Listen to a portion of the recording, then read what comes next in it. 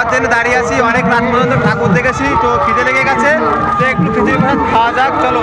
তো দেখো কি পরিমাণে লাইন হয়েছে দেখো।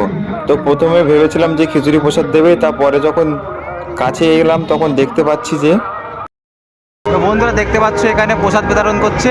তো এখান থেকে প্রসাদ নেব এবং প্রসাদ খেয়ে তারপরে আমরা আবার ঠাকুর দেখা শুরু করব। তো কী কী দিচ্ছে তোমাদের দেখানোর চেষ্টা করব আমি।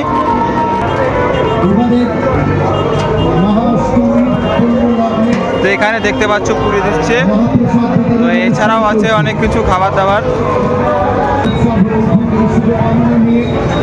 আমরা আপনাদের সাদর আমন্ত্রণ জানাই, চলছে মহাপ্রসাদ বিতরণ অনুষ্ঠান।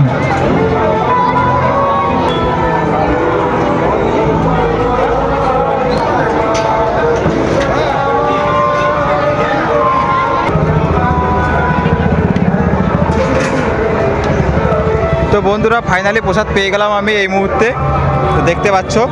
তো চলো প্রসাদ খাওয়া। দেখতে পাচ্ছ ফাইনালি এখানে জল বিতরণ করছে, এছাড়া প্রসাদ আছে, এখানে আছে পুরি আছে, মিষ্টি আছে এবং তরকারি আছে অনেক রকমের। তো ফাইনালি প্রসাদটা খেয়ে আমরা ঠাকুর দেখতে বেরিয়ে পড়বো।